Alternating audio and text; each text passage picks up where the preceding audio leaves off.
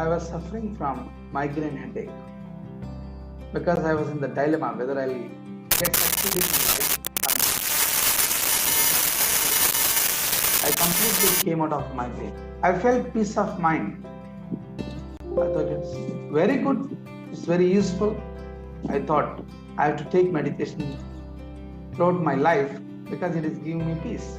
I feel very much satisfied and peaceful. I had chronic neck pain because of sitting for long hours during my work, I suppose. It reduced drastically. I didn't even notice that I had neck pain, and then I realized that it is almost gone. Recently, my mom faced a severe back pain. So what I did was I have buy some pyramids. I kept a cup of water in it and I raised a vibration. Basically, put energy into the water that my mom is getting healed. And 2 cups of this water I just gave him, and she is now telling 90% of my back pain has been vanished because of your water.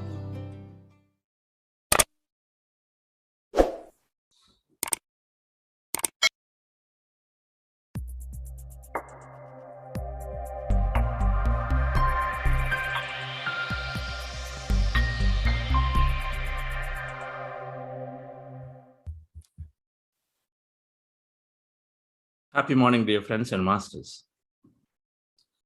Great afternoon and wonderful evening.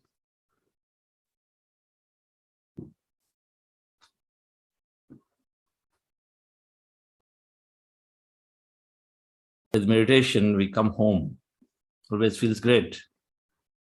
I'm home after a few days of travel.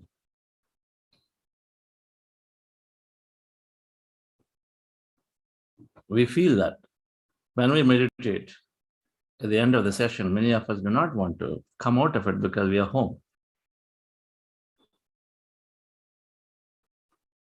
That home is the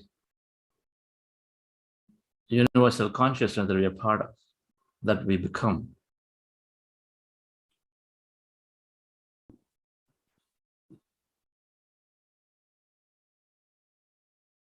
So feeling to be in the meditative state after meditation is perfectly okay. And then those wanting to continue always should continue if you have the time. That's why when we are doing practice of meditations, don't keep back to back. Okay, 5:56 to 6:33, I'm going to be here, and then 2 minutes I'm going to do this.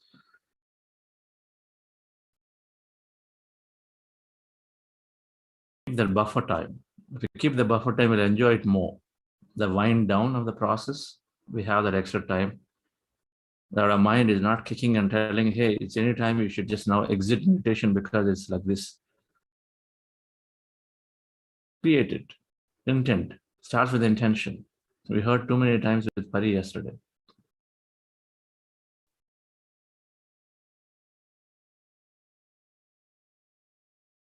The whole manifestation is about that, right? No matter what my current circumstance is, I can create that possibility into my physicality. So my current circumstance tells that I have a shift at 6 o'clock or 7 o'clock, so I must exit.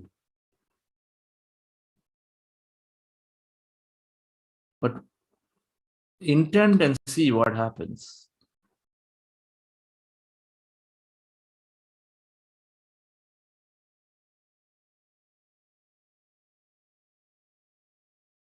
So we are learning this week, spiritual quotient. So Monday and Tuesday, we sent 2 newsletters. Those are explaining the nature of personal reality, giving us answers to everything that we are going through in our life, or somebody is going through in their life. That can be explained through the 6 spiritual science theories. Does anyone remember? You can say it. Theory of consciousness. Please say this, theory of consciousness. Theory of reincarnation. Theory of cause and effect. Theory of constant progression. Theory of yoga, meditation, and theory of infinity.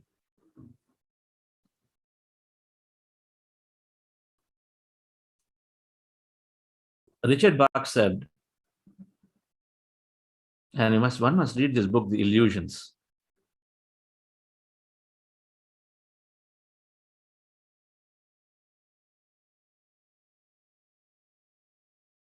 The depth of belief in injustice and tragedy is the mark of one's ignorance. The depth of belief in injustice and tragedy is mark of one's ignorance. The lack of understanding of it. This master, another very empowering thought. If you're given a thought only because you have the capability to live it, empowering. You're given a thought only because of the capability to live it, not some random thought, not something that you cannot reach. Use that in manifestation. But here, when understanding our nature of reality, the depth of belief in injustice and tragedy is mark of one's ignorance, lack of wisdom and knowledge. Injustice and tragedy, without any exceptions. The law of cause and effect must be understood. There is no injustice and tragedy. If we say that somebody is going through a pain, then we're not recognizing that that person is consciousness, and we are, but they're not.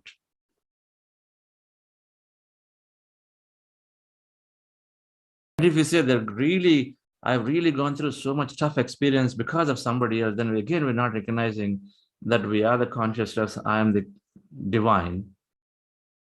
And so who can cause pain and suffering to the divine? Unless they want it by themselves. Do you ever think that Rama feels pain and that Rama somebody else can cause suffering to Rama or Krishna? Well, we have a natural understanding that they've taken roles, and that's why it is like this, but Rama is otherwise a big God. They've only taken roles to teach lessons. That's what Jesus Christ has done. Jesus otherwise knew anything. He didn't have to get crucified. The role has been taken, he's come and then does it and goes away. If that is the understanding we've developed towards consciousness, then why would we not have that way about ourselves? About somebody else who is probably going through a painful situation.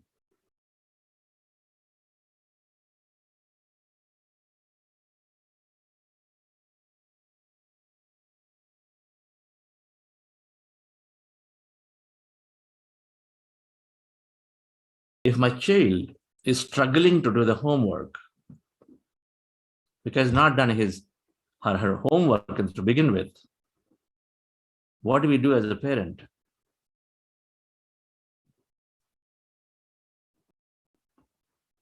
We don't sympathize.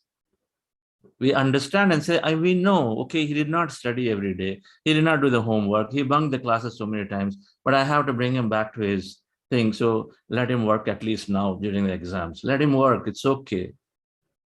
I will support behind, but let him work. And we avoid doing the homework for him. Do we? Do we say that, okay, I'll go in the mosque and then write your exam, or I'll put somebody else so that they'll go and write your exam? We don't do that. We let him figure this out. We let him work for it. The same thing, dear friends, when people are going through situations,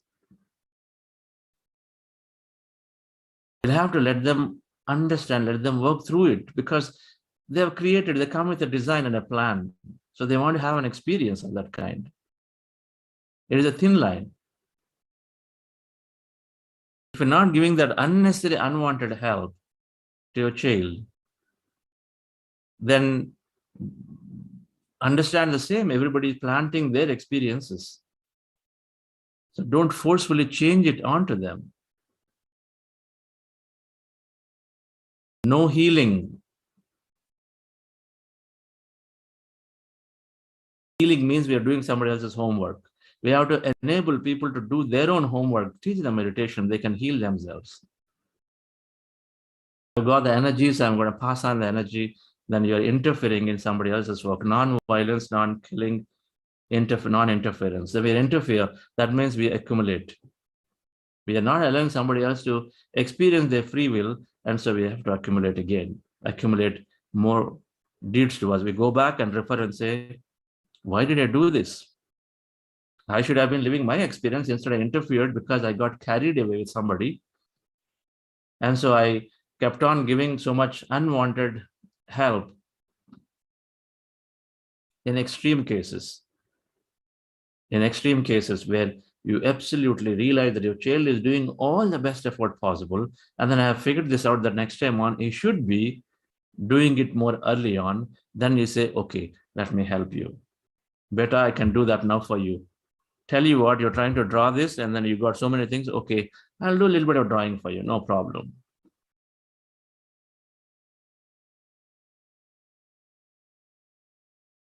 Law of cause and effect must be understood very well, dear friends. Sympathy and empathy. When we become sympathetic, that means we are putting somebody else lower than what we are. That means then we do not even recognize the Godhood in them, the divine in them. We feel they're mere mortals. They're not, right? Extend the understanding that we are this consciousness.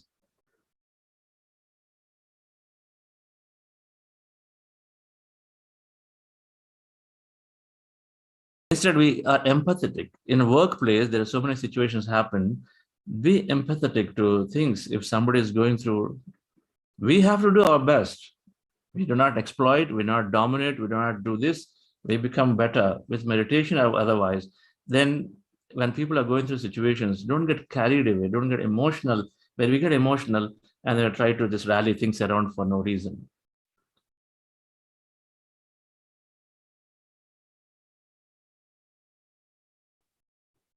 Instead, we give the strength, support to them. Like how we do exactly to a child, we do the support to them. I am there, give moral support. I am there, I understand, difficulties come. What can you do in this situation? Make them resonate out, question. What is the learning I have? As a meditator, we turn everything around and say, what learning I'm going through in this situation, as opposed to how can I stop the other person from doing more and more? Because the moment we learn it, automatically the situation will change.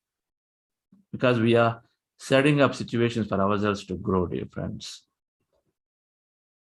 It starts from understanding that we are that consciousness, and so everything is happening through our thought and feeling. If we have been blaming somebody, we're not even understood our thoughts and feelings create my reality.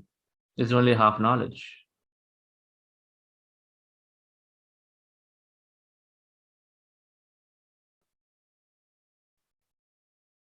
So being empathetic is important,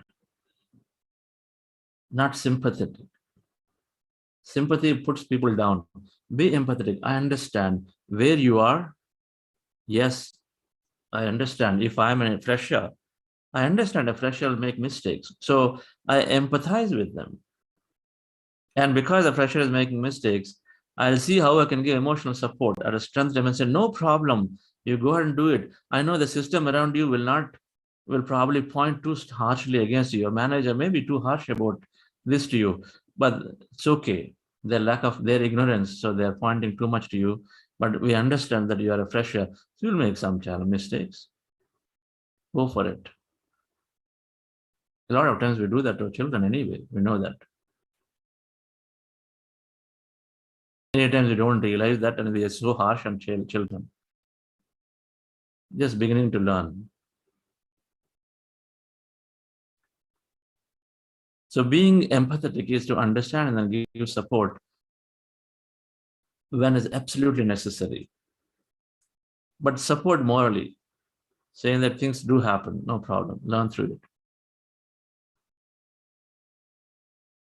There are materially rich, there are spiritually rich, materially poor, spiritually poor. There are 4 types of people we can classify. Materially rich people, materially poor, spiritually rich, spiritually poor. Spiritual means that energy rich, right? Matter, non-matter. So material rich, material poor, spiritual rich, spiritual poor, with respect to us, based on our notion, based on what I understand about me. Materially rich, make friendships with them. Materially poor, become empathetic, don't throw sympathy to them, because all emotion is there. Emotion is matter, so all emotion is there. And so don't become empathetic to them. When I say material, is not monetary. It's monetary, it's education, it's social circumstances, physical disabilities, many of those things. All of them, everything to do with the matter. Relationships, broken relationships could be there, better than compared to you, compared to us, right? It could be a broken relationship, it could be in a low financial environment, no education, all kinds of all those things. Materially poor, become empathetic to them and help them where absolutely is needed. So physically, those who are dependent on you, children, your family, your maids, people around you, who are day-to-day working in a physical life support, we have the natural dharma and responsibility to take care of them.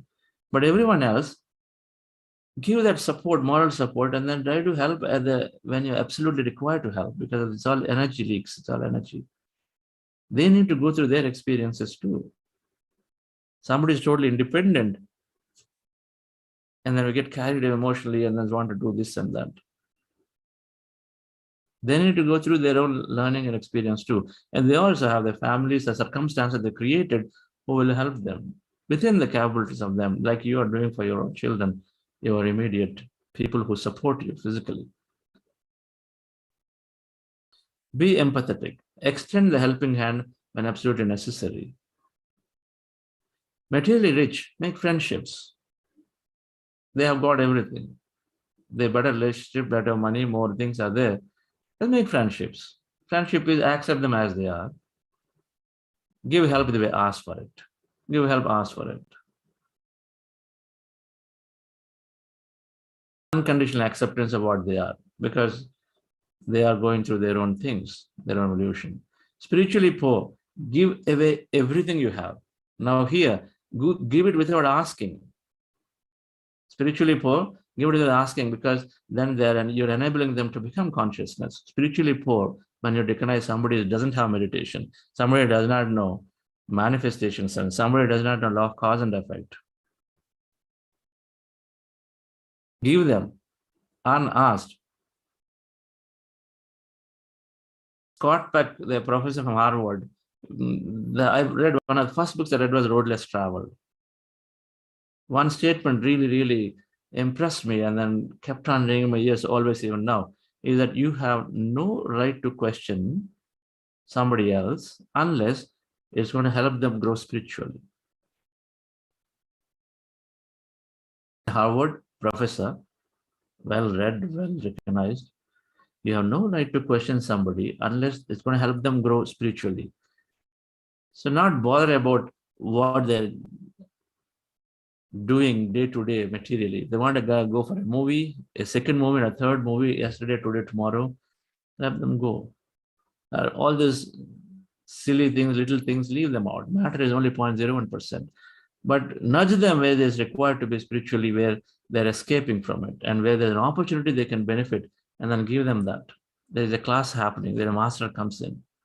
Or there is a book, beautiful is there. He got it, but then he's trying to resist to not read it. Nudge them.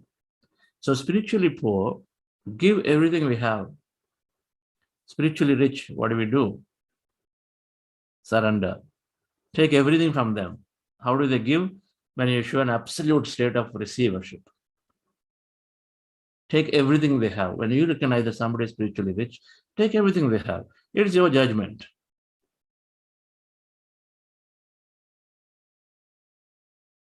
Then we are not doing any energy leaks. Take everything you have. We have to be in an absolute state of surrenderness. Means that we are receiving fully. Become zero. As a meditator, we always are becoming zero with everybody. Then making a very quick understanding. The moment somebody opens the mouth, you know it. And then so you say, okay, so I must teach them meditation. Or I must tell them about this because they seem to be going through something. Or you know it, okay, so law of karma in a beautiful way as a free will being. So let me understand more what this master has to say. When you're meeting spiritually rich, and then the only thing you talk about is traffic and dogs and this and that, then what do you get? Half the time is gone. The person's time is over. They completely listen out, ignore it, and then move on. So dear friends, the law of cause and effect must be understood, must be studied. It is a free will system. It's not a punishment system. When we understand meditation, when we start experiencing, when we understand spiritual science. So today we'll go through the spiritual quotient, the 5 tenets that Buddha's quantum foundation is actively talking about. It is there on our website, spiritual scientific temperament, we call them, the 5 tenets. Spiritual scientific temperament. We operate as per those 5 temperaments, that with that understanding. So we'll understand them, discuss them after the meditation. So let's go into the meditation, dear friends. Relax yourself. We are doing breath mindfulness meditation, Ana-Pana-Sati meditation. Our goal is to empty the mind. We are body, mind, and then energy. When we rest the mind, we merge into that energy. We are matter little, energy maximum, quantum physics. So to empty our mind, which has got thousands of thoughts, we are closing our eyes, keeping hands into hands comfortably in your lap with your fingers crossed like that, and then cross your feet at ankle. Cross your feet at ankle, just cross your legs basically at ankle, and then be comfortably sit down comfortably, and then observe your breath. If you're wearing specs, remove them, smart watches, all of that. And then observe your normal natural breath. Anywhere in the nose, take any point, and observe breath is going in and coming out. Preferably here, observe. Not the skin or not the nose. Observe the breath that is going in and coming out. So initially you may find that there's a heavy breath, there is longer breath. Breath is starting from tummy and then going all the way and then coming down, then from the chest. Initially it may be long breath, but you're observing, right? That means it takes longer to come here and then longer to go back and come here. It's a round trip, takes time. But as you observe that breath here, don't attempt it all the way, right? Just be here, hold there. As you observe, and then slowly you'll find that breath is becoming lighter. If it is too heavy, initially, and you're just observing your natural breath. You're not manipulating the breath. And then a little heavy, it'll become lighter. If it's longer, it'll become shorter. Shorter means initially it'll be from tummy, it'll be from chest, it'll be from neck, it'll be from here, it'll be from here, finally stop here. Okay. So as you observe the breath, mind becomes empty. When you're observing this breath, as the breath is becoming lighter and shorter, mind is also becoming empty. And there'll be a time when we do not even recognize we're observing the breath anymore. There's nothing to observe. So that's the time we're gone into the empty states of mind.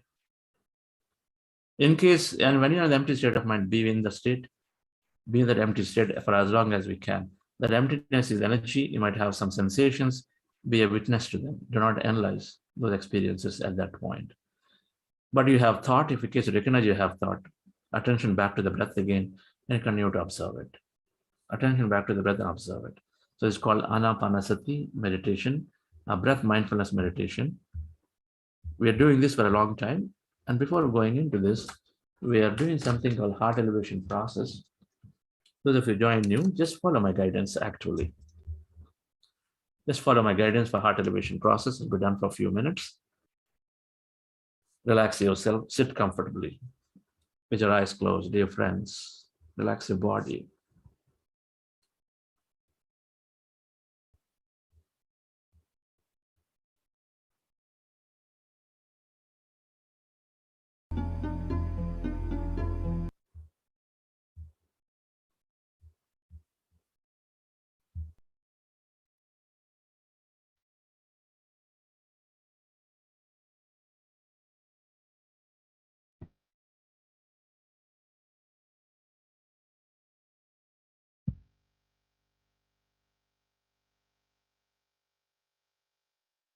Dear friends,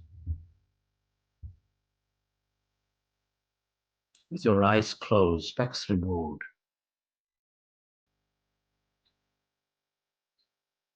keep your hands on your chest area.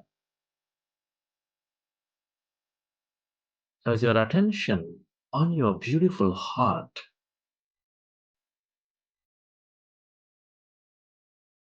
can you feel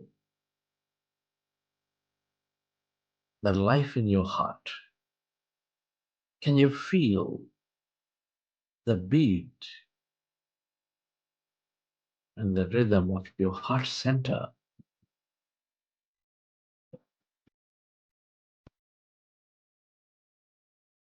The seat of all emotions,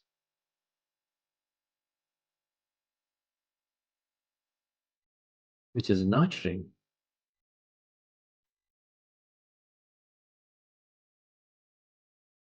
All life with its energies of love, joy, gratitude, or all the higher emotions.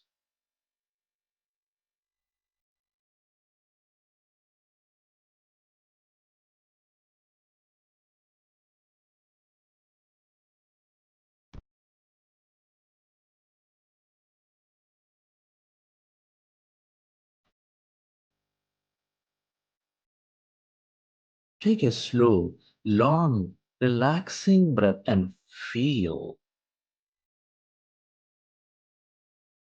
your sacred heart.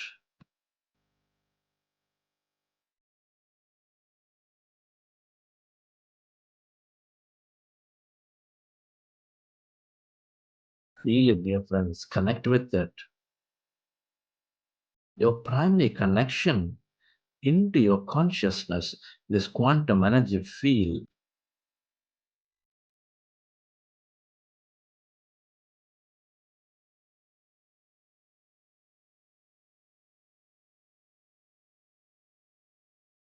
Can you recollect an experience from your past, from your present, or from your mind movie of the future, of love, of joy, of gratitude, and relive that moment and elevate yourself?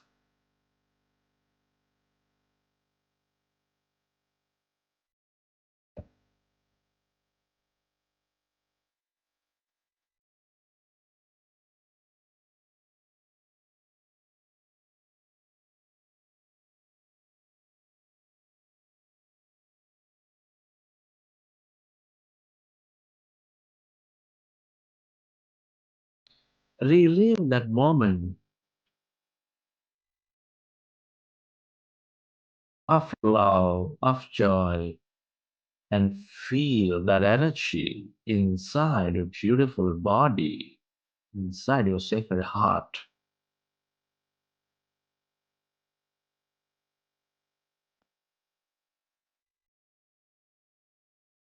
The more you experience love, joy, gratitude, the more you become coherent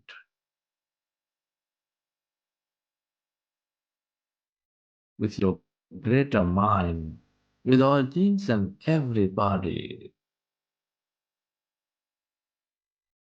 We are all interconnected deeply with each other.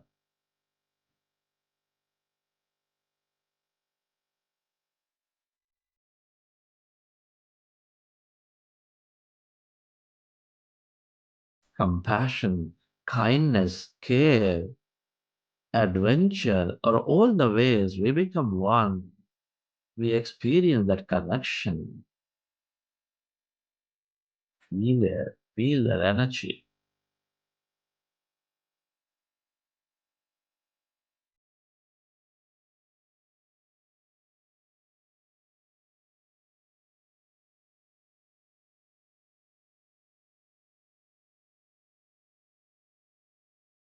And allow yourself to direct that energy to heal you deeply,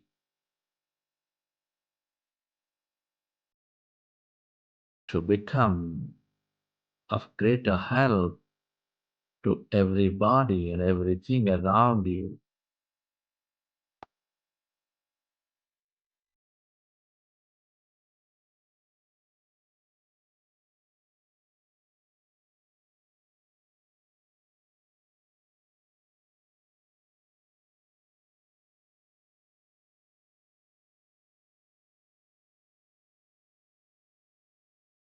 And slowly, let's go into Ana-Pana-Sati meditation with your eyes closed, fingers into fingers,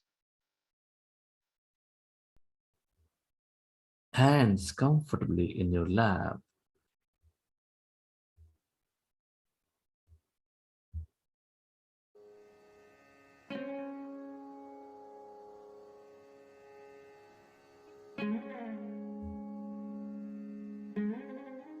Observe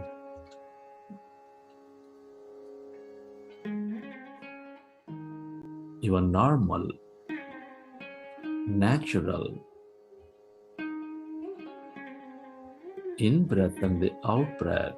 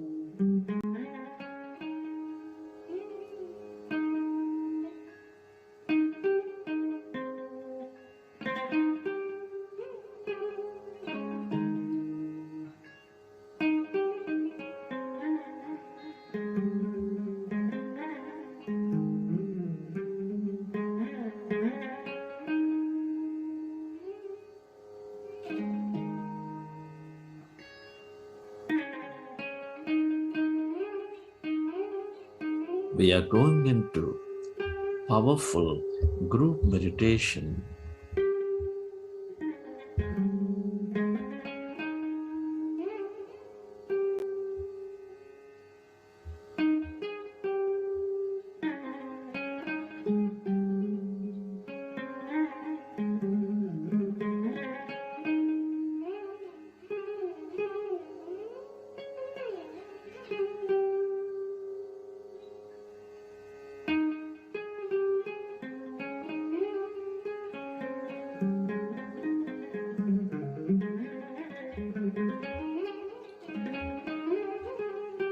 Our goal is to empty the mind.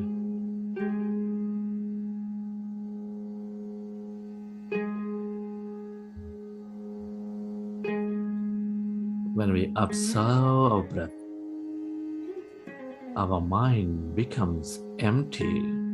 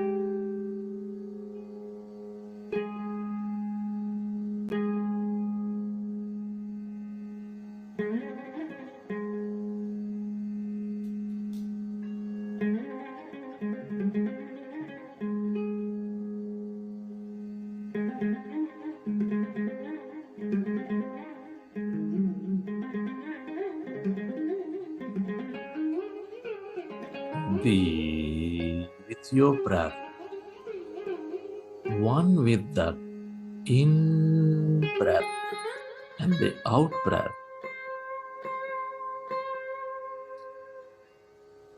And allow yourself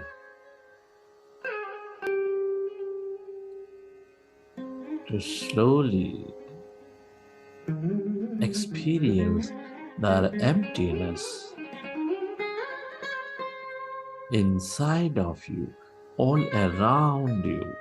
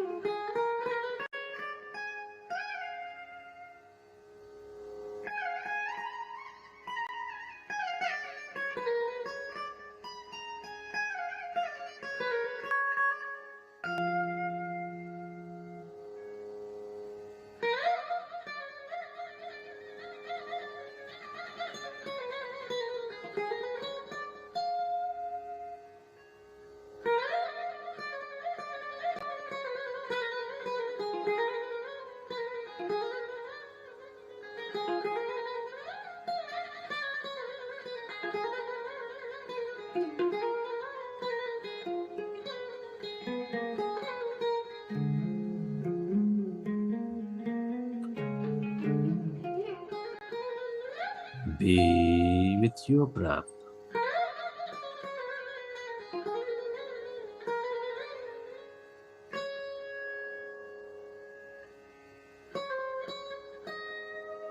When our mind is becoming empty, we channelize all that energy into the generous present moment. We allow our body to function at its natural best.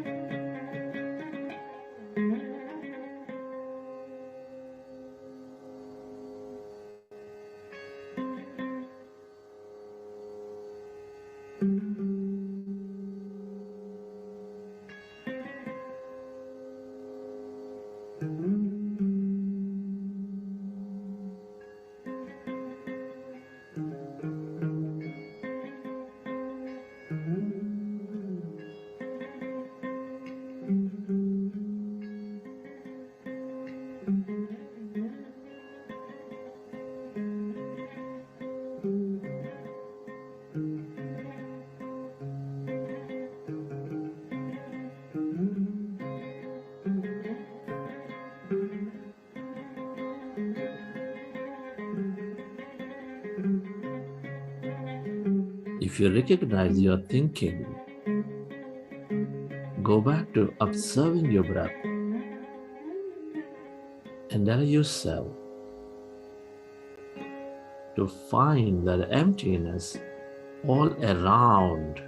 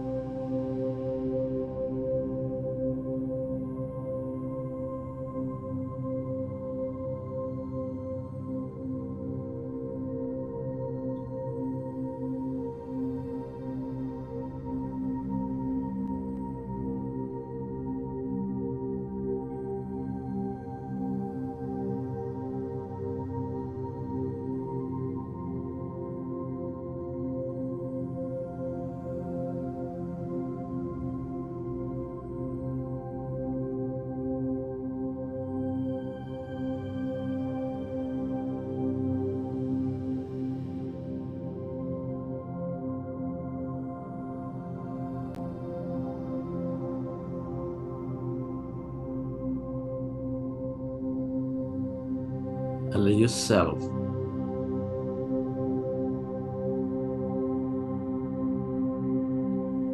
to become that no body, no thing,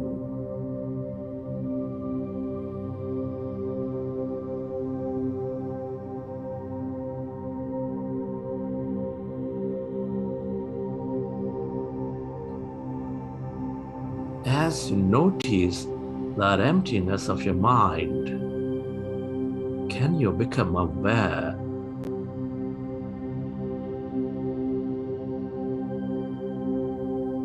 of that emptiness, that blackness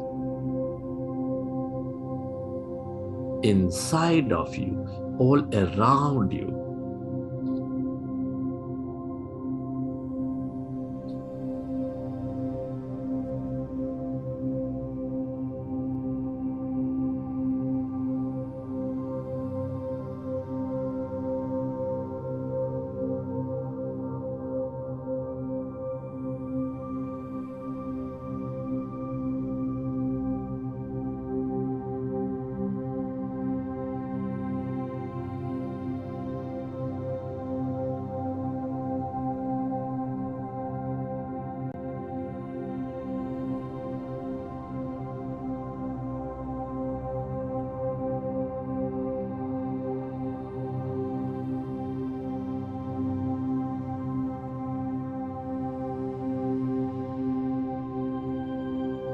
That's energy.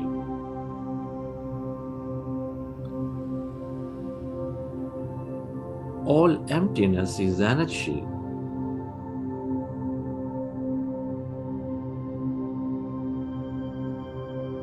In the limitless possibility quantum field, that consciousness,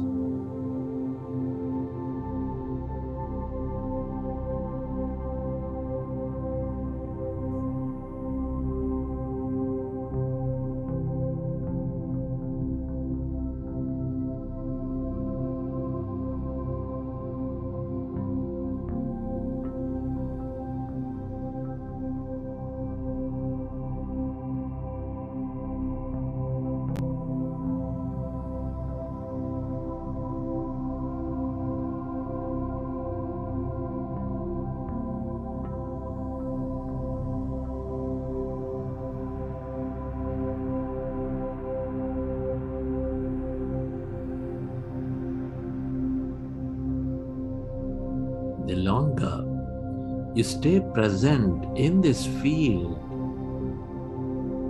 of unlimited, the more we receive from it.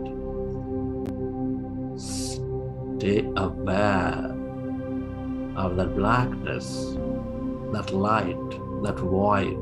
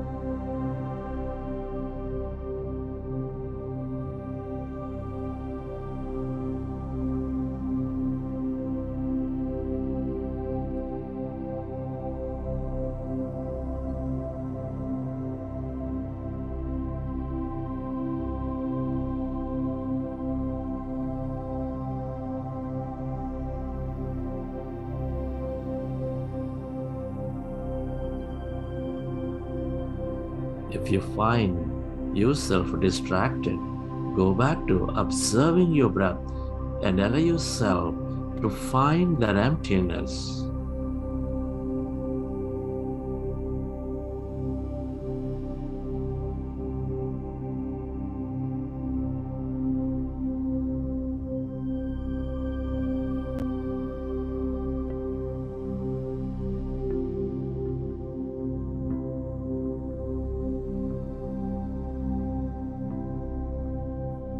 everything that we have ever experienced or will experience is here in this field of energy as a possibility.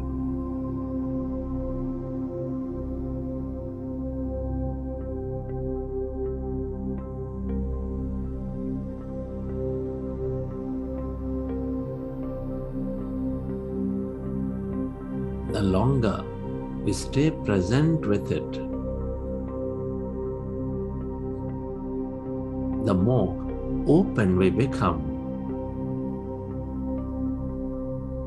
to receive.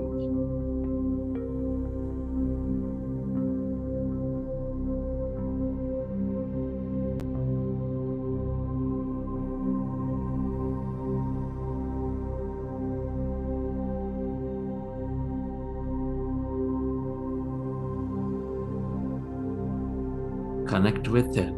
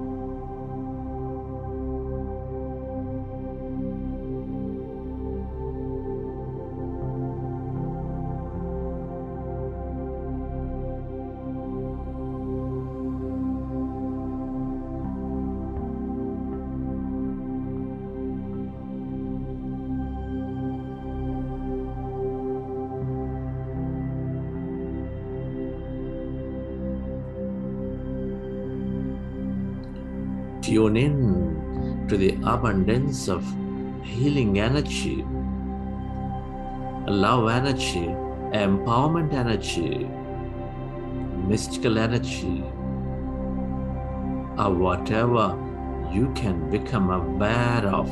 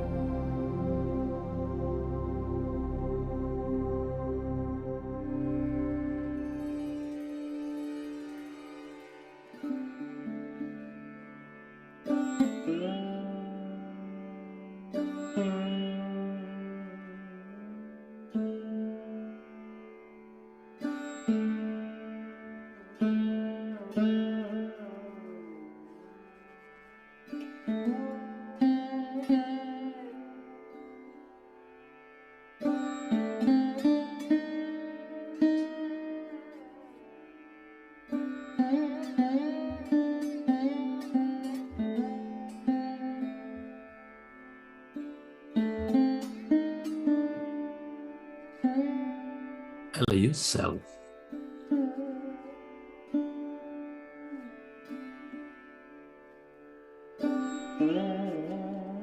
to stay connected to this emptiness of yourself, to this void, that light. This is your divine self.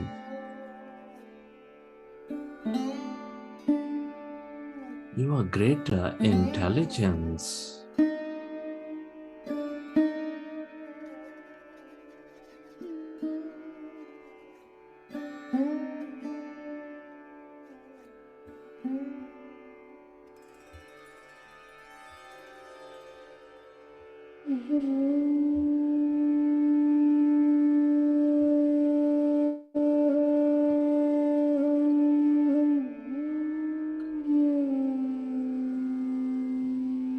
The longer you stay aware of it, the more you experience your wholeness.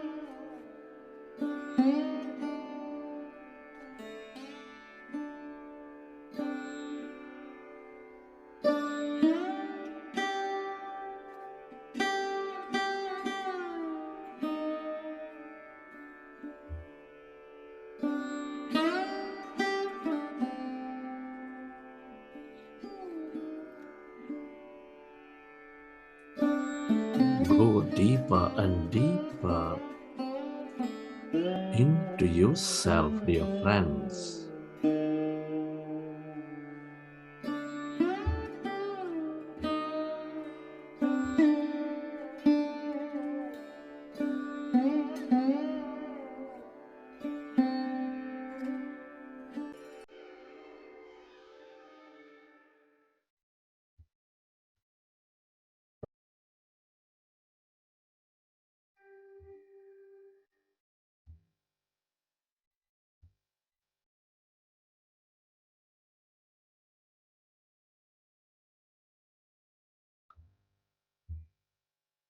Friends, it's an honor and privilege to be exploring consciousness at this time of history. Express gratitude to all things and everybody. Can I be grateful to your parents, to your teachers and mentors, to all the people in your life, your family, friends, relatives, colleagues, partners, to everything you use, to the places you visit, the systems that support you, to the technology. Be very thankful to this grand nature, to yourself, and to this consciousness.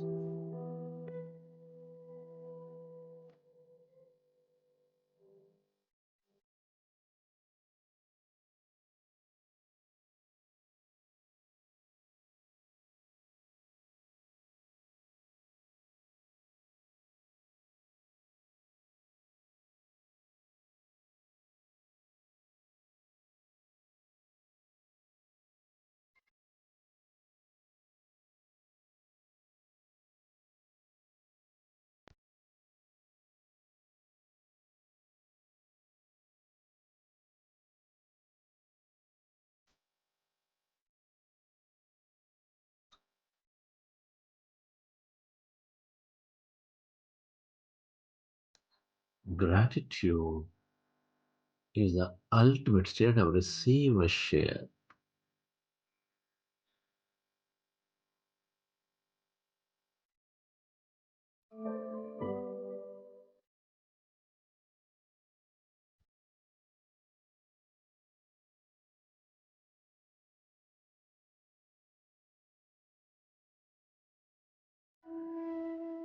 Relax your body, heal your body, and let your autonomous nervous system process the energies.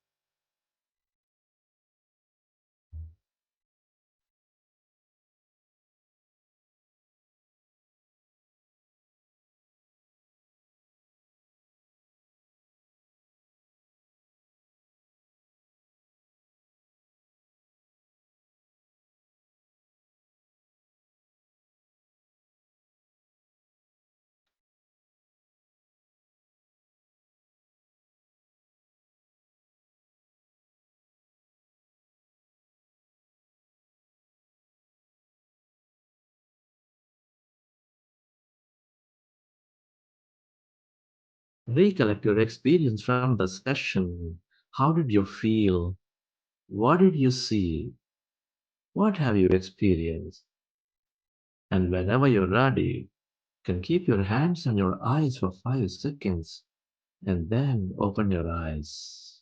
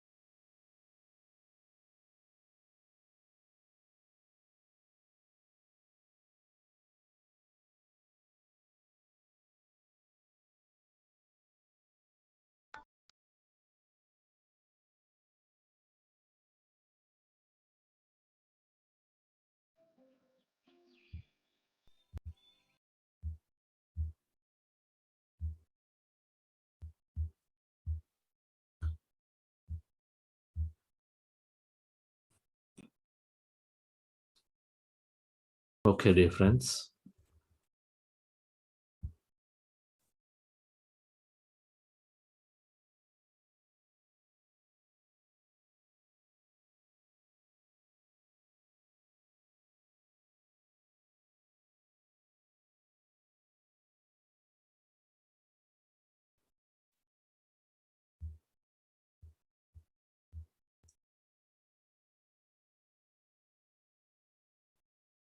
Let me share a few slides. Exploring spiritual quotient.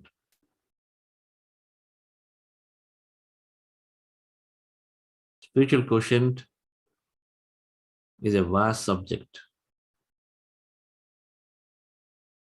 We're talking about health from a body perspective, emotional health from a body perspective, energy from a physical body perspective. It's a tiny part of it. Emotional intelligence from relationship, which is again matter perspective, tiny part of it. The spiritual quotient is about existence. There is so much to study. There is infinity here, but to start somewhere. Books are the greatest way to understand this more and more.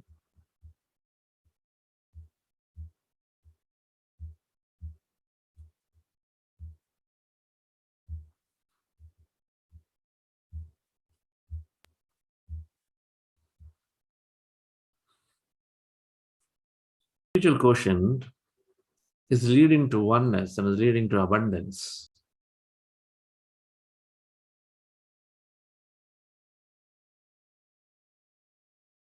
And when we have these two, then we multiply our experience of life significantly. There is no separateness, there is no lack. That is a fundamental requirement to experience more things widely.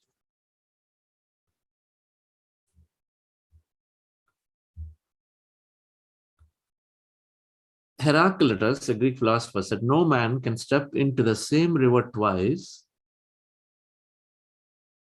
because the man is new and the river is new at every moment.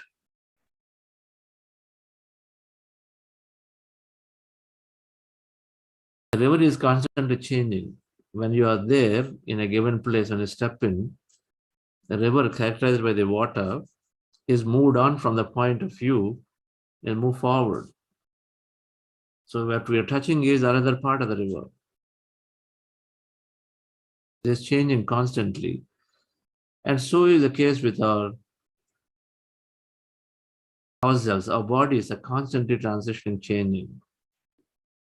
We're never the same. Our physical body is never the same. A million cells in a second. A new body in 7 years. A new intestine in 5 days. A new liver in 6 months.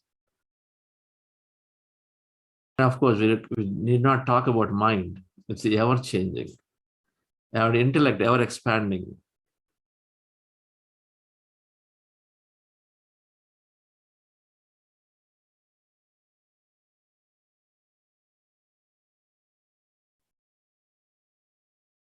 But however, there are some things which are there as absolute truths that we can work to, at least within this body, that we understand as the nature of this reality as. This absolute truth can vary as you go into higher dimensions, into a different level. That is within this reality. So just to recap, during this course, the passion for life, physical quotient, increasing the energy of the body, so we physically fit. We have, basically, what does it mean? It means that we're increasing the passion. Passion is increased, that means we start ready to live again. From withdrawal to go back and participate. Then in IQ, where we talked about how meditation is improving our intelligence, so we feel like doing actively. We don't feel we are inferior to anybody. Intelligence is there, so in terms of doing our material work. EQ, so we are on par and then we are multiplying. Manifestation, we understood there's unlimited potential, so we can go after any experience that we want, any experience. The spiritual quotient is about meaningful contribution, feeling that contentment, to making a difference. This book, and we put up this. This book is called Good to Great by Jim Collins. And he's written another book called Built to Last. Good to Great is what we become when we take meditation. In the all 4 weeks of what we understood, we become a good to great. We become humble. We care for people. We are determined. We are focused. We don't get distracted while we explore everything. We're very focused on what we're looking at. And so on. Some of those elements that we naturally develop. But great to lasting greatness or enduring greatness that he talks about, which is all about the next book, Built to Last. So we become good to great. Forget about bad. Not so good to good. We become in the week itself. Our mind changes, not so good to good. Our thoughts change, mindset changes. But the good to great we become. But then a greatness to enduring greatness, a lasting greatness. It's not success in one time. A company that is built to run forever, they do a few things. And that is talking about is to understand whatever we're doing is giving it's a meaningful contribution. There's a purpose behind what we're doing. We align to the purpose. We don't do because what others are doing. We do because it gives deep happiness to us, a deep contentment to us, and there's a purpose behind it. Our business, for example, becomes socially impactable in some sense. Our business, it may become, it's impacting a lot of creativity in another sense, meaning encouraging a lot of creativity. That is a purpose of create more, help more, in whichever way. But it is about feeling that contentment, by feeling that we are making a difference and that we align to the purpose. Then we are moving from greatness to the enduring greatness. When we align to the purpose, we sustain our greatness. We continue to celebrate. Otherwise, we have the win, and then we are there, and then we withdraw, because that's one-off. We pulled all our energy, and then we're able to manifest, or able to create. Then, because we don't understand, we haven't really figured out a purposeful contribution, we cannot sustain that energy. So the spiritual quotient is helping us. Spiritual quotient is about aligning to the purpose. So let me share this again. I think I'm not sharing.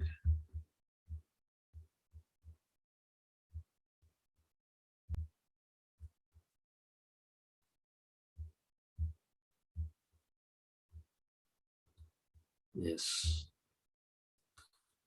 Spiritual quotient is aligning, providing meaningful contribution, aligning to the purpose. Now, what's spiritual quotient? There are 5 tenets. We've been hearing them in different ways. We want to bring them in a single slide. Everyone is inside me. I'm inside everybody. Everybody's inside me. That means I am the same. I am the one.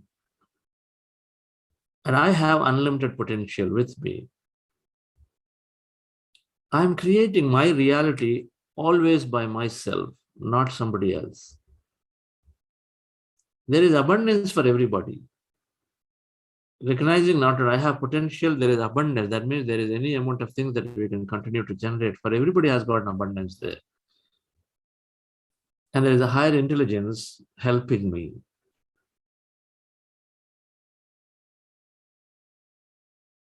There is higher intelligence helping me. It's not me and me and me. Oh yeah, I've got this Harvard degrees, I've got this 30 years of experience, and I've done this, and so I'm the one who's doing it always. Not recognizing that there is something that is download happening constantly when we forget ourselves during sleep or during these moments of flow.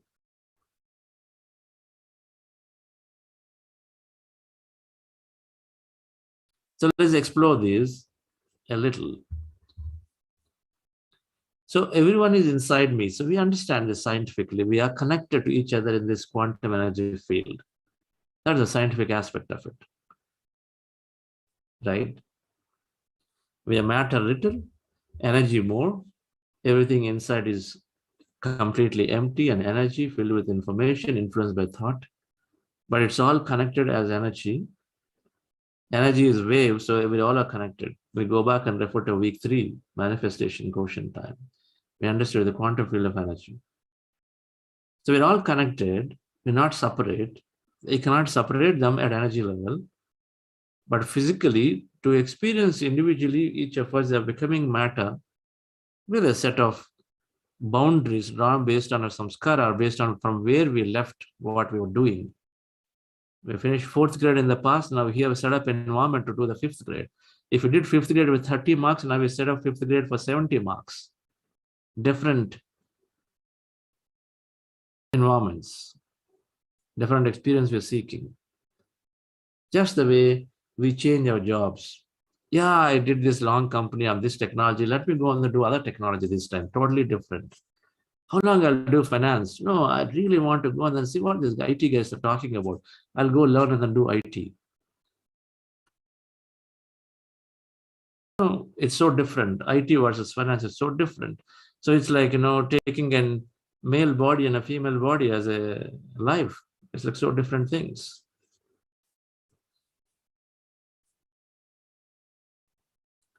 So we are connected to each other in the field. We're all interconnected in this energy field. Now, when we experience this in meditation every day, dear friends, then we are dropping. Our approach to situations is more of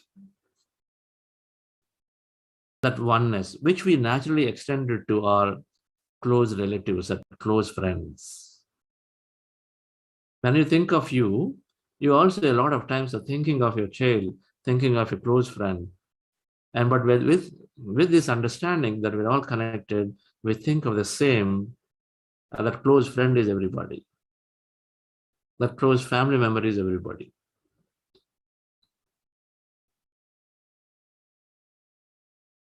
The moment we have that understanding, it is very difficult to cause harm to somebody. It is very difficult to exploit somebody. Who will exploit their child? Will a mother ever exploit a child? This is the understanding we are continuously developing. Every time we go into meditation, we feel that whole. We become that energy, we spend, we connect. We come back, we feel great. Something is there. But this understanding must be expressed by every Buddha CEO at workplace. Biases get dropped automatically. Emotionally, we get connected, and so we show extra bias. But then the more we regularly meditate, and then again, bias get dropped. When we become matter, there's all kinds of influences are there. Influences from people who do not have meditation or who do not understand. So there is influence where in survival mode, they influence and say, no, this must be given to me. This must be given to this person only. But then we drop biases. When we are regularly checking in with the consciousness and we become, then we realize that we are one, that Aham Brahmasmi.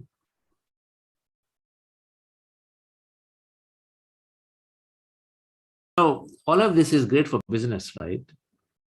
And it's great for business because you're operating in a consciousness of one. Then your individual priorities are as equal as others' priorities. As a leader, you will become less selfish on around what I need and and instead becomes others' priorities, others' needs are also equally your needs. It's naturally become that. The companies, our business are made with people. One person, 1x, 10 people can do 100x. We know that 2 plus 2 is never 4. 2 plus 2 is a lot many.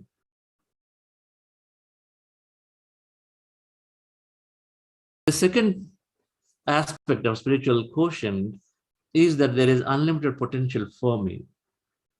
I have that infinite potential. I am this energy, the quantum field, and the field has infinite opportunities.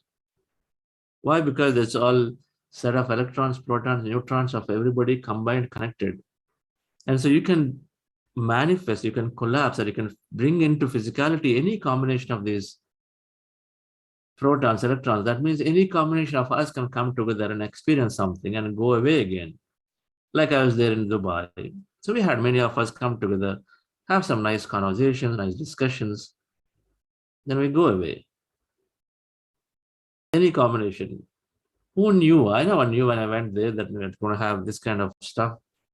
Very grateful, beautiful to see so many people wanting to gave us so much opportunity to me and Vani and to Sudha Madam or any of us personally, so much opportunity to allowing us to share. I really felt great.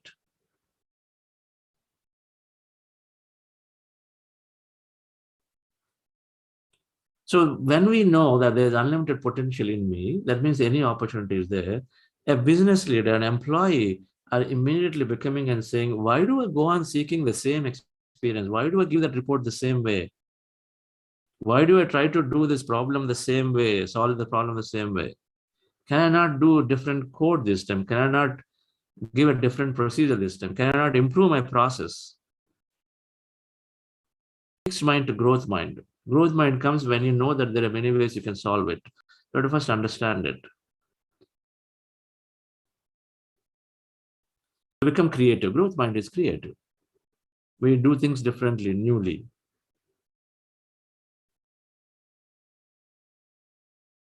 And then comes the differentiation. When you are creative, there is a differentiation. When you differentiation, then you are winning over the clients. Right? Everybody wants something new. What is the best smart TV?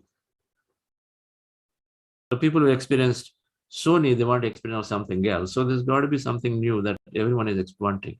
So we have to be creative. And so when we recognize that there is any amount of possibility, we drop our limited thinking and say, this thing can only be done like this.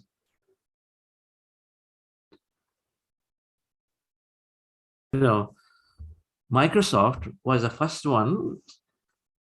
There may be smaller companies, but Microsoft came with this touch phone, smartphone. I still remember this back in 99 maybe, or 2000. They came with a smartphone, thicker albeit, but the smartphone was there. They came to the market quite early.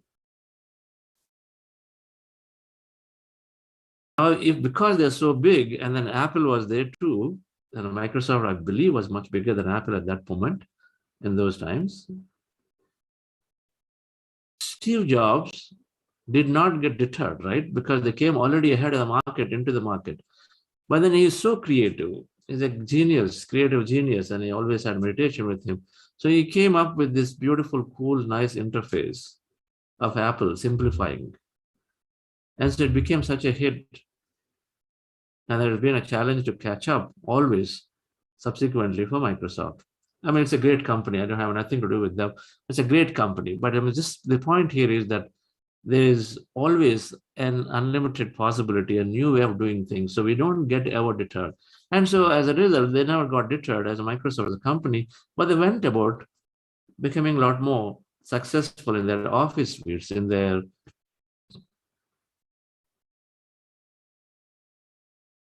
cloud now, most recently. They never got deterred because Amazon is taking over.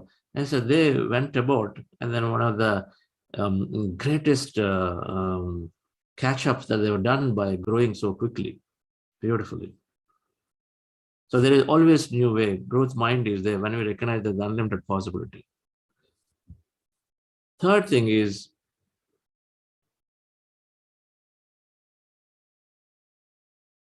I'm creating my reality by me, always. First of all, there is unlimited possibility.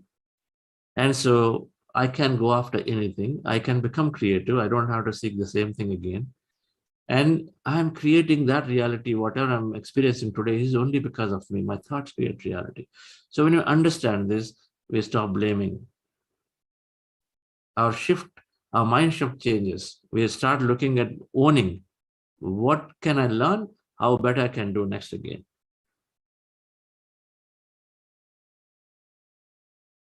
Scientific basis is observation creates a possibility from the field. So everything that I'm experiencing must be my me. It's not my manager setting it up. We have taken a conscious decision to be in a large company because it gives us a lot of comfort, this and that. Then why do we go and then crib about the large companies give me only small hike? You have a choice to change it to some other company where you have to really work pretty maybe hard and long and dynamic, and then can earn a lot of money. Why crib about and say large companies don't give percentage hikes? It's our choice. We own it. We are responsible. Rather than blaming and complaining, we own. So we develop this ownership, dear friends. The more we imbibe this quality, which is fundamental to grow businesses in a better way. So when you start owning, when you're not blaming, then of course you are helping creativity thrive significantly. You know that. And don't blame people, then people feel safe and comfortable to take risks.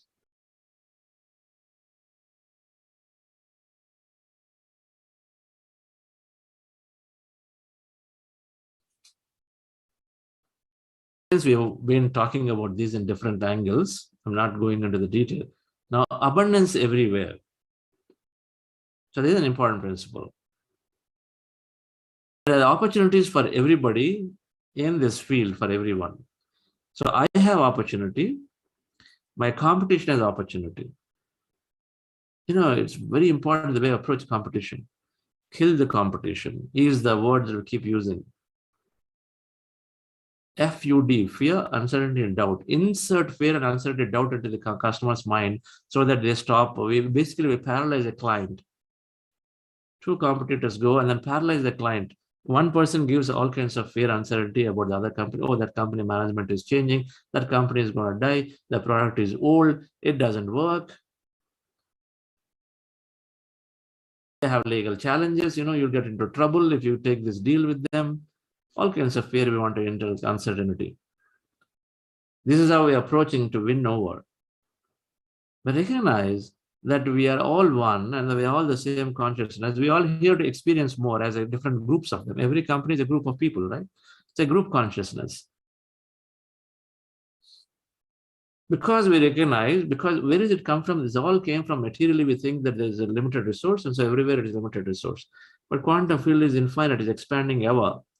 So there's infinite amount of resources, abundance is there, anything will, which we also physically, things are expanding. But the larger than life things where conflicts are happening, sad thing to see another war taking over for some resource or the other, two countries, another war. Everything is about just protecting a resource, thinking it's limited. In the first place, these boundaries never existed to begin with. And then everybody started making their own boundaries and said, this is me, this is mine. And so conflict comes. But in the spiritual mindset, we recognize abundance is there, that where everyone can experience it. If you have to just approach it. So we approach competition to inspire ourselves not to kill competition. Take the inspiration. Within departments, we drop politics.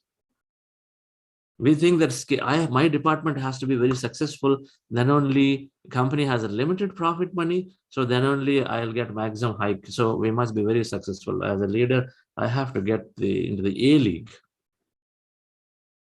So in order to do any amount, it's in the thought process. So we don't share things. We hold close to the chest with other ones. We try to work in isolation, isolated units. Dysfunctional units they become, right? There's no coherency. Missing or the whole point that we are in the first place, the company does not succeed, it's only temporary, so I might even lose my job very soon. When we recognize that there is opportunity for everybody,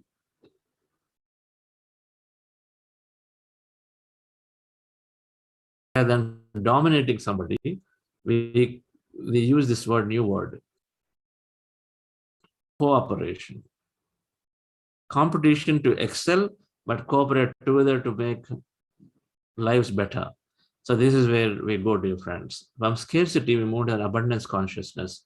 When you recognize that there's unlimited opportunity, I have infinity, you have infinity. We have to think energy. Now this is the whole shift. There is no longer physical. All these things apply to the energy. You start from the energy field. If you believe that energy field is infinite, ever expanding, and from there comes matter. So if two companies wanting to create things, wanting to make businesses, they continue to go after creating things they want. And so there is abundance is there. So there is no shrinkage of anything. If the market is saturated physically, then you move on to the next one. There are so many opportunities are there.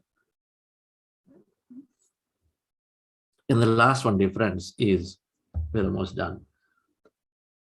There is higher intelligence is helping me. So this is this understanding that this quantum field is highly intelligent. How? If we question ourselves about the reality, the way it's working, if we question that if there are infinite, for example, the sacral bodies, all the planetaries and stars and all of them, how large they are, they're massive, mega, right? They're so huge. Now, how are these bodies and how many of them are there? There are billions of stars are there. Billions of then planets would be there. There are billions of galaxies. So now, how are they all working so beautifully without crashing into each other? Without crashing into each other, how are they all working? Is it all mere accidentally they're working?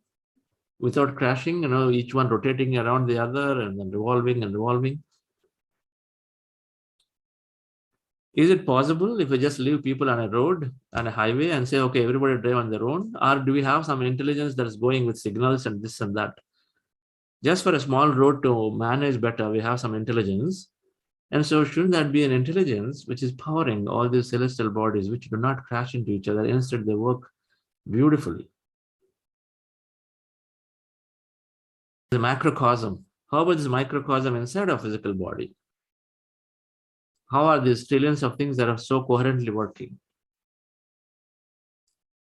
How are cells producing? What do they know that they produce and say, okay, I need to make this thing? Now, this concept of stem cells that when I learned is an amazing concept, right? Our body is so intelligent.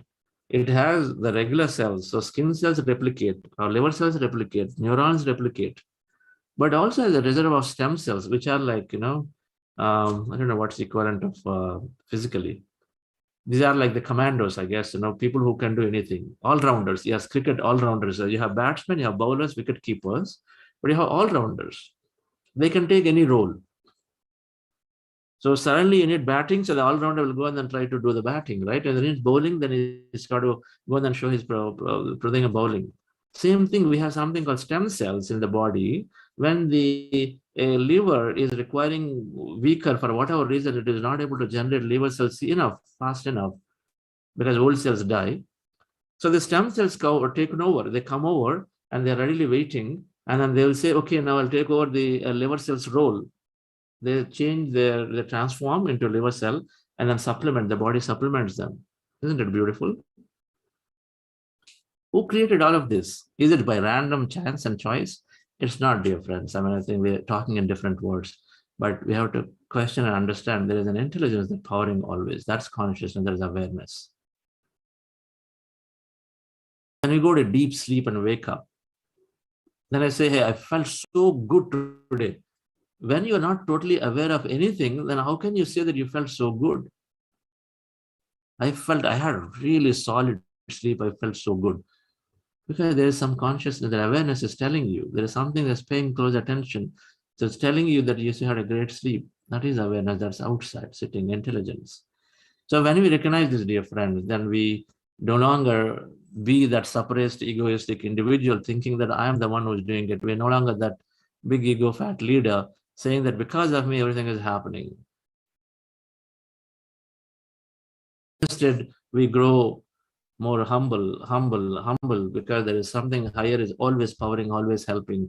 And so we continue to take its moving from mind to heart is to align with the body, tune into that intelligence, so that we tune into our intuition.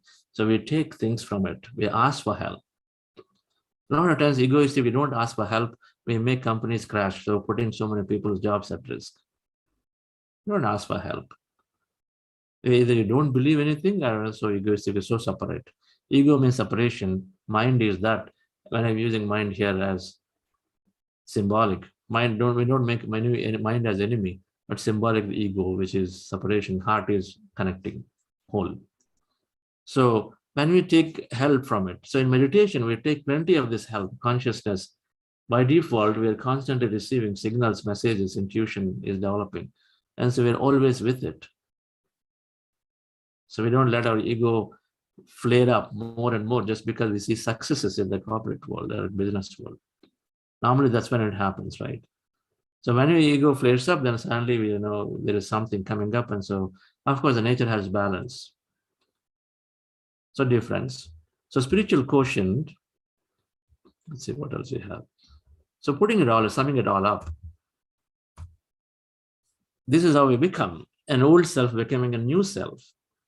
We become whole, we operate from that consciousness. We are more creative. We take ownership, stop complaining, stop judging, blaming. We're always in the state of abundance mindset that's saying, okay, I can create more. Anything can happen, so we can grow, continue to grow. And then we are more heart-centric, take more heart-based decisions. Right? We're always aligning to this intelligence so that now we can become more successful. So every Buddha CEO can become highly successful when we take on these principles. Connecting all of them is meditation.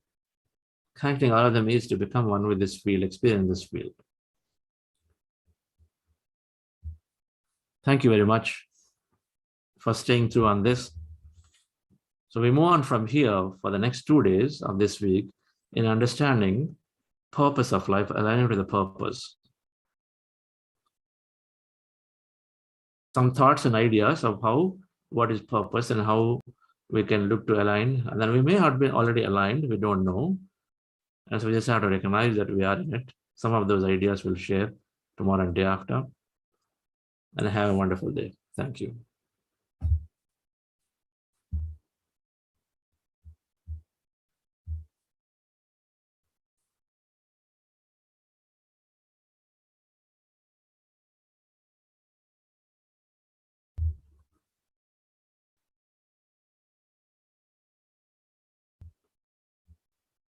Playing some music, Monica, for there. Okay. Computer. I have few announcements to make. Please go ahead. Yes, please go ahead. Yes, sir. Yeah. Namaste, dear friends and masters. First of all, there is a reminder for attempting quiz 4. Week 5 is about to end, so kindly submit the quiz, those who haven't. And we have a wonderful program coming up for women. Of course, men are more than welcome to join. Join us on this 11-day journey of self-exploration, where women meditators will discuss, share, and lead you to a life of inner peace and joy. Name of the program is Infinity. So elevate your inner potential. It is starting from this Saturday, 26th of February to 8th of this March. Kindly do join. And last but certainly not the least, today we have book club with the track Miracles of Mindfulness. Books are my path to personal freedom. Oprah Winfrey. A reader lives 1,000 lives before he dies. George R.R. Martin. So here is a chance to live another life, or to live a peaceful and joyous life. Thank you so very much, dear friends. Kindly do join. Okay, 1 second. I have some questions to you back, madam. Okay. What is that? What is that Oprah Winfrey quote again? Books are what? Path to personal freedom. My path to personal freedom. Pass. Yeah, pass, gateway, or kind of My gateway to entry. freedom. Yeah. Personal freedom, lovely. Yeah. Okay, that's great. And are you sure men are allowed into this infinity program? Sure, sir. Why not? You're allowing us? So through you, we have learned that meditation teaches us that men and women are equal, and absolutely consciousness has no agenda, no gender, no agenda, and no bias. Okay, great. So then we're happy. Then we'll also join. Yes, sir.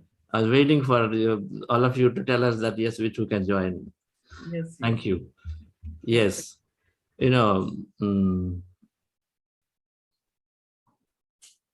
forgot. Now, David, let me play this beautiful song. So yes, hang in there. I would like to hear Swapna Madam's experience just after a couple of minutes of break. Anybody would like to share? But otherwise, we'll see you at 6 o'clock tomorrow. Thank you. Where is this thing?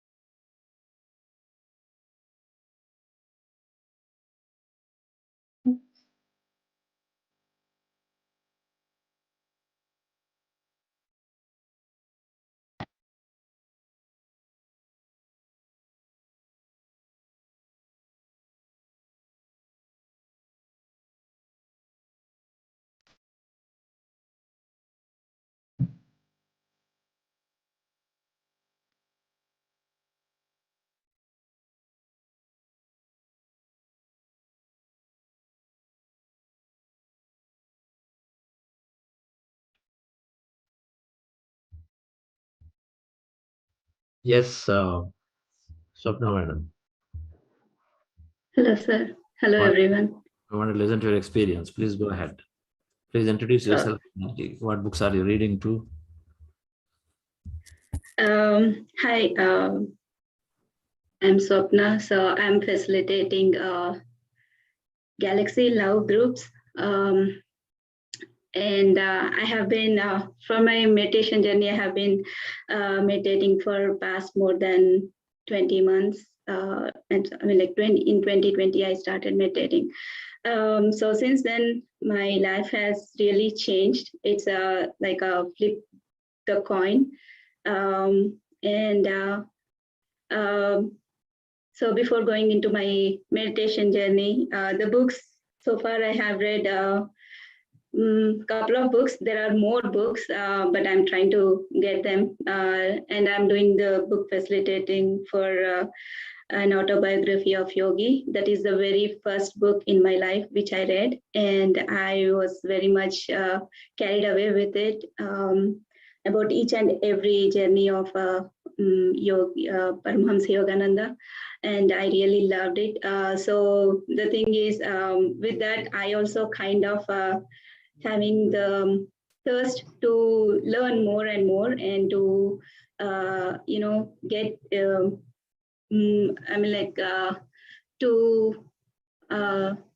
for me to grow more in the spiritual path. With the meditation, initially I had seen a lot of changes. My sleep habit was the very first one which had changed. I sleep like, I have a very good sleep since the day 2 of meditation. So before that, I was really scared to sleep because as soon as I close my eyes, I see a lot of, bad thoughts or bad whatever it is. So I have been really enjoying it. So now I really want to sleep. I like to sleep. Many of some of my health issues also have been, gone. My back pain and others. My professional life has been really wonderful. I have it's a love everywhere. So I mean, it's everybody. I can communicate very well now. I don't even have the fear of talking in front of a big audience, or I can open up and I can ask as silly doubt as, and everybody is really, they hear me and they reply to me. So it's nothing is silly. Everything is meaningful. But sometimes when you are in the meetings, you feel late, right? I don't have that issues anymore. I have grown professionally also. My family and the relationships are also really very understandable. And my husband and my kids support me very well. They never say, even though they are not really into the meditation yet, one day they will be, but they really support me. They won't say anything. And initially I was doing 1 hour meditation here in the, my journey started with Buddha CEO, but later on I tried to explore. I have explored my other meditations also, it's the same Ana-Pana-Sati, but we have so many light workers and angels and crystal and so many other which are under Patri Baba's thing only. But so I have done, and I have really experienced so many new things. These days I have started doing 2 hours of meditation early in the morning, and I really have, I have so many good experiences with it also. So shall I share 1 or 2 experiences? Yes, please do, madam. Okay, thank you, sir. Recently I got vision when I was doing early in the morning. So I got a vision where me and my my husband was driving the car, and I was sitting with my two kids in the back, and I was sitting in the middle. I was in the meditative. I was still doing the meditation. I was in the meditative posture in the car, while both my daughters were sitting on the either side, and on the road there was water, and my husband drove the car on the road, and it was a less water. When we have rain, the roads get overflow, right? So, and then while we passed that, and when we went straight and took a right, there was like a river, we didn't realize that it was a river kind, and our car started drowning. And my husband and kids were panicked. I was still closing. I was still in the meditative posture. I closed my eyes, and when I felt like the car was drowning, I was literally not panicking, but I was saying like, Patri Baba, Patri Baba, Patri Baba. And suddenly I could feel that I did not see him, but I could feel that his presence was around me, and our car started coming up, and we were like, we were away from that, what you say, that water thingy, and we were lifted up. And even when I was sitting here, I could feel his presence, this is the place where I usually sit and meditate, and I could feel his presence around me. So that was really a wonderful experience. And the other one was when in the morning they were playing for the meditation, they were playing Patri Baba's songs in the as the background music, and I was in the meditation. After I went into the meditation, it was like a big hall where Patri Baba was singing the song, and the orchestra were like around him, and they were playing. We were all sitting here and there, but no, we were not really meditating, but we were just listening and going here and there. And I was listening to this music, he was playing literally. I was in that hall where he was playing the same songs, whatever they were playing in the meditation, because the last sentence, what I heard in the meditation, in that hall, under his presence, after hearing that, I heard the same thing when I came out of the meditation. That was really a wonderful one. The other one, which I really felt like it was a blessing, because I literally felt I was with him. So there are so many other things, but the one which I want to share now is whatever Chandra sir said today. Most of the things, it was striking me, sir. I felt today's experience, which I shared with you. So the thing is, today morning I had a vision where I was given a Ganesha Murti by my cousin, and when I was opening it was a mitti, like this clay one, and when I was opening the Ganesha, it was like I opened him, and I said, Ganesha, I have already so many Ganeshas, what should I do with you? And then he suddenly opened his eyes and he started talking to me. And my parents, my daughters, my husband, my aunts were around me, and he was talking to me, and I was like, Dad, Mom, see, look at here, he is talking to me. And when they were saying, nobody was talking. They could not hear him. And then he said, I'm hungry. Yeah. So my aunt gave me a banana, and I peeled the banana and I fed him. He ate the banana from my hands, and I felt like the thing was, it was like a mother and son kind of a relation. And then nobody was believing me. Then I showed them the banana peel, see, he ate it, and nobody responded. Then my father went, and he was standing there, and I told him, nobody is believing you. Nobody is believing me that you are talking to me. And he gave a small, Jagath something to my dad, and he was like, and then, so that is when this happened. So I told him my dad is a meditator. He is also meditating and he's reading all the books and he's doing meditation and he understands everything. He's going through all this. But I asked him, like, my dad is going through the pain, like how long does it take? And Ganesha says, like, it will be gone very soon. But you are asking, so I'm going to give him relax. I mean, like his pain will be gone a little bit earlier.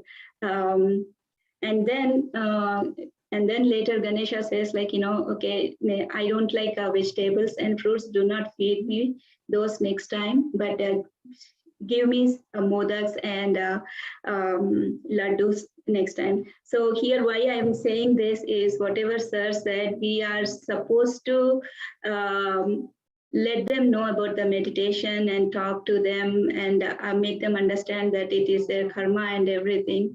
And yeah, my dad understood that, but still I should not, somewhere deep in me, I wanted him to get well soon. So that is why I asked Ganesh. I should not ask that because it is his karma which he has to go through and he has to complete it. Then only because like sir said, we will be taking some of that, so which should not be the case. But I hope I understood correctly, sir, and I will make sure that I will not do that again. And yes, there are so many other experiences like this, but overall, I still have to learn a lot, and I'm really enjoying. And I am teaching meditation to my office colleagues, which is really a wonderful thing. And recently they have, in the town hall, they even played a big slide with saying, like, for the meditation, just reach out to Swapna, and they are encouraging everybody to do meditation in my organization. That is really wonderful. And even here in the place where I live, I take weekend sessions to most of my friends on Saturday and Sunday, and it is really going well. I'm trying to spread as much as I could, and want to reach out to more and help everyone. Help as in, like, to let them know how the benefits of the meditation and how it will be. And yeah, many magical things are happening. I'm really living every moment. I'm really loving it. And the other thing is, like, sometimes mind gets distracted too with the negative thoughts, but I'm trying to make myself aware that no, you are not supposed to be, just change your thoughts, and making my, bringing back my mood up. And yeah, thank you, sir. So sir, thank you for making me realize. I really, that was, I felt like maybe I understood you correctly, or just. Wonderful, madam. You always understand correctly. Thank you. This is a spiritual intelligence week. To understand that there's nothing silly and nothing esoteric, nothing paranormal. Everything is possible. Number one, your experience demonstrates that. And Sylvia Browning is a psychic communicator. Now she was hired by United States CIA, right? The investigating agency CIA. So some of those investigating agencies use the services to solve unresolved mysteries against some things. Now the specialty is she is talking to beings at different frequency level.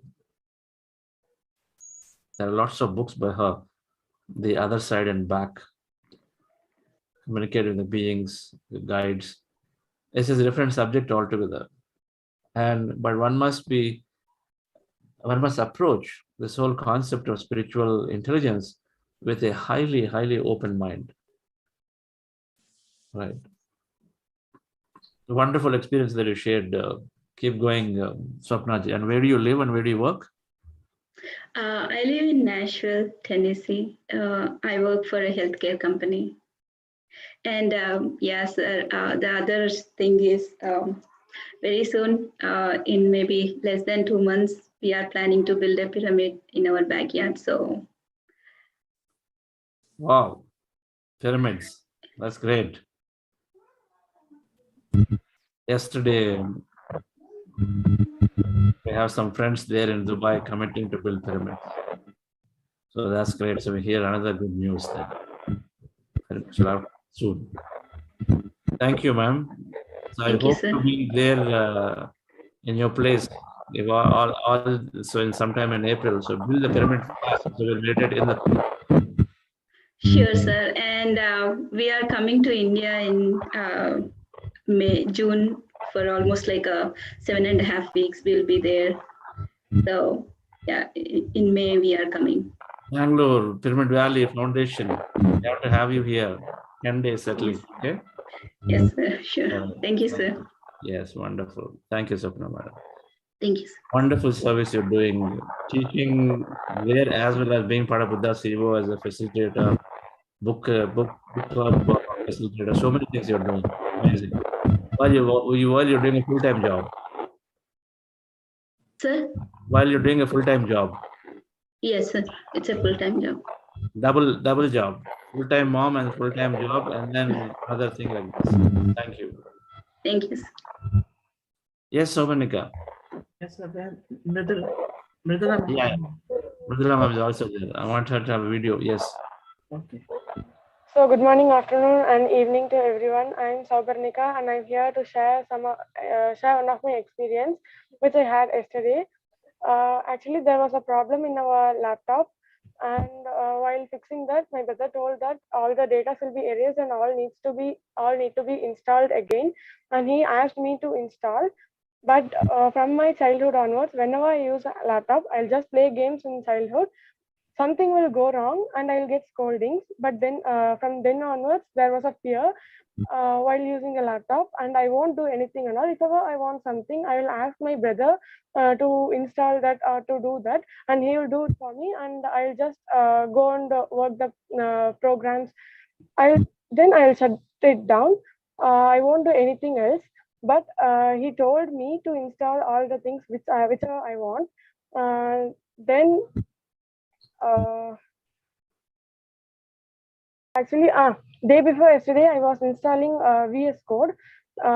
Installing VS Code was easier, but after that, installing the extensions, C, C++ extensions, and the compilers was difficult.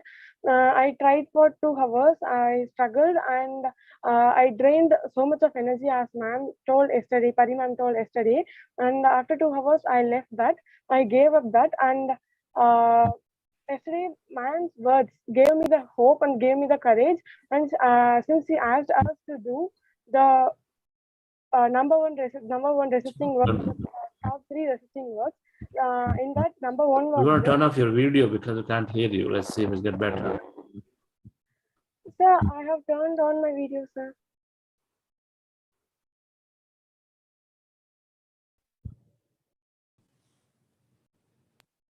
Hello.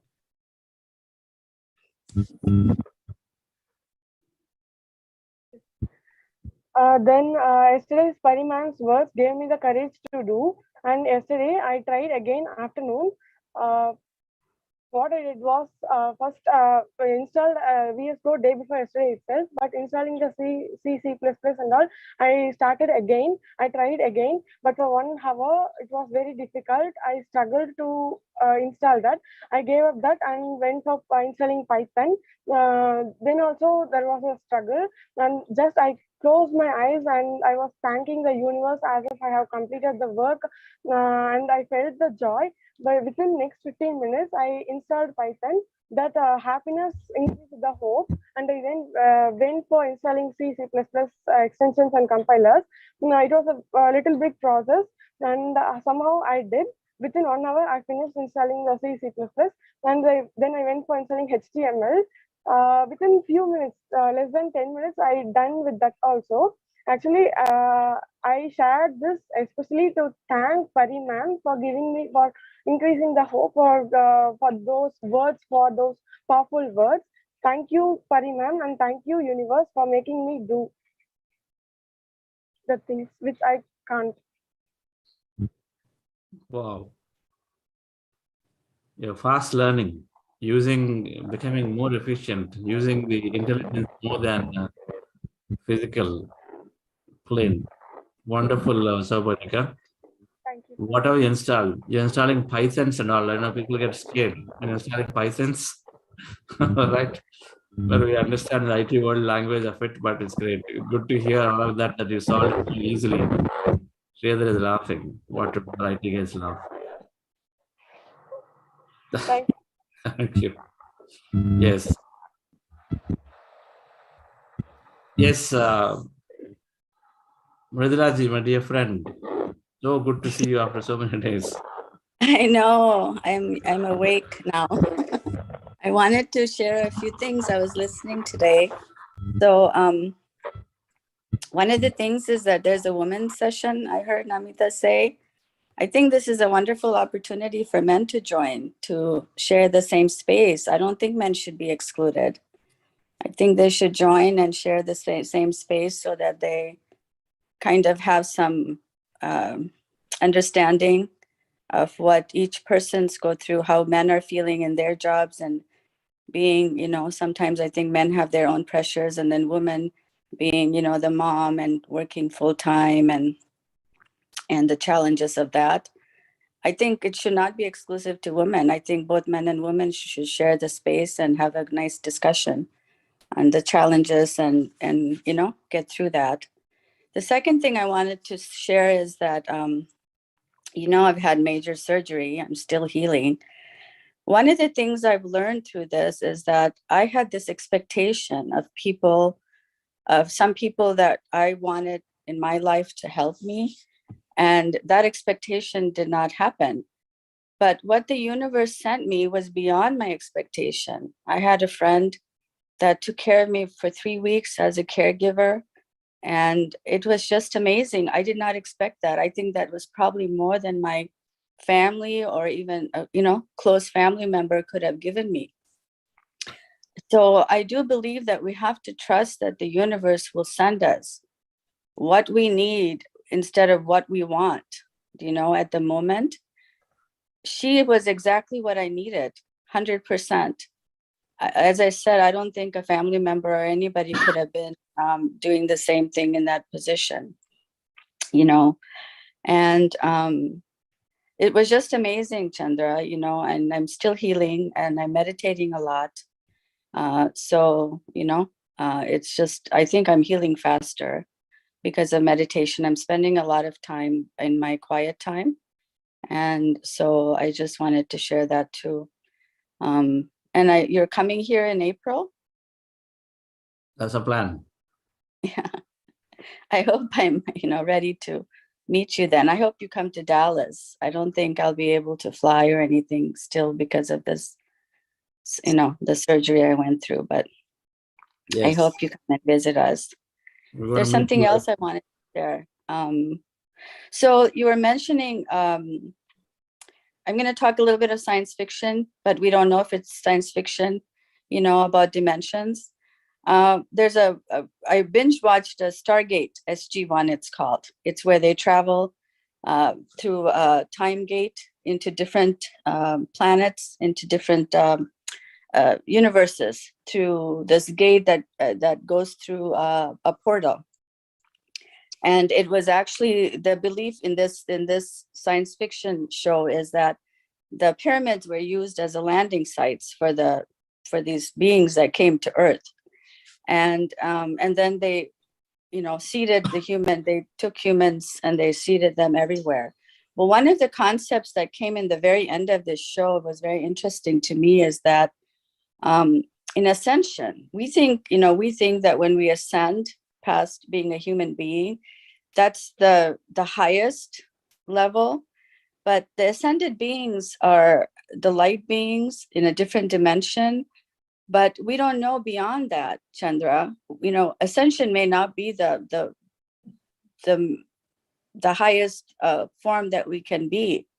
There may be a form higher than being ascended beings. I just, so the concept the challenge was is Mridula's connection or my connection? Huh? So your connection, it seems, has challenge. I can't see you, Chandra.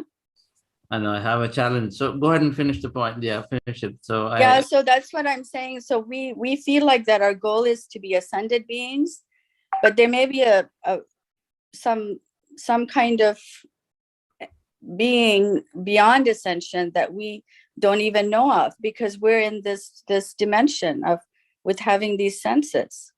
So when we become that light being, that after we ascend, there may be a higher plane after that too.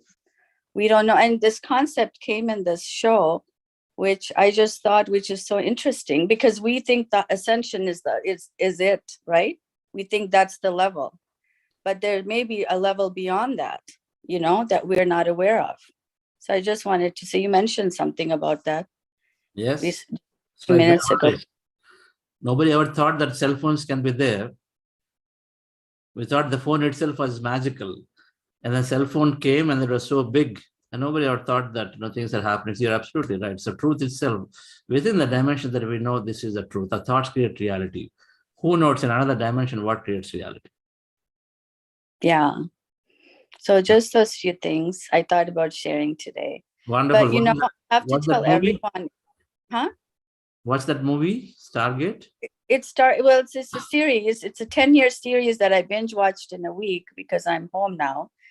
And I went through the whole thing, and the last, it's kind of interesting. It's a lot of different, you have to have an open mind and a different outlook to watch that. But they do talk about ascended beings. But we think, as I said, we think ascension is it, that's the level we want to attain. But there may be a level beyond that, that we don't even know about, because we don't have the capability to understand that. And the other thing is, I just wanted to let everyone know that when we have expectations on people, the people may not be able to fulfill those expectations. We have to let that go. That's something I've been learning through meditation and over the years. And it's something that kind of got into my being this few weeks with the surgery. And I realized that we should not have these expectations, and that the universe will send us whatever we need. And exactly what I needed happened. Exactly what I needed was there. So I just wanted everyone to know that, not be afraid that, oh my gosh, this person didn't do this, that person didn't do this. It doesn't really matter, because what we need, the universe will send us. We have to know the self. We have to meditate. We have to be in tune with our being inside, our soul. And I think when we get grounded into that, the universe will send us exactly what we need, Chandra. That's what I wanted to share. Thank you, our caring physician from Dallas. Thank you, Mridula, for being that. Thank you all, dear friends. So we'll see you tomorrow at 6 again. Thank you. Bye. Bye.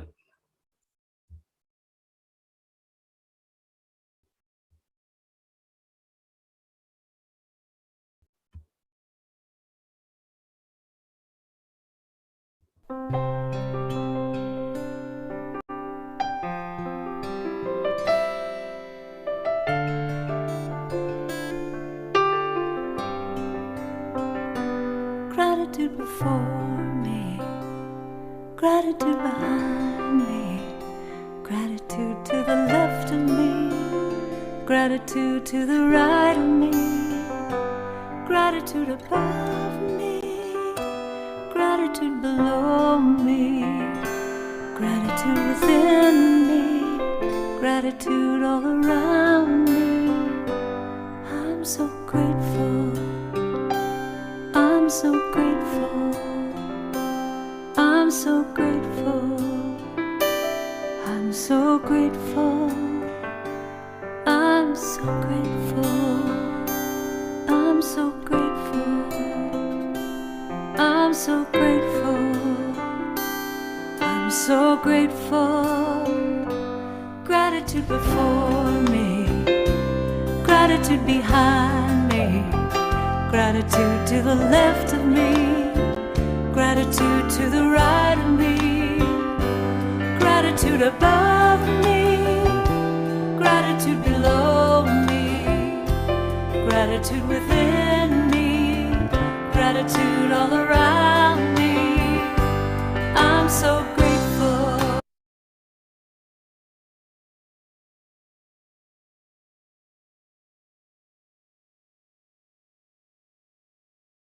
Namaste. See you tomorrow.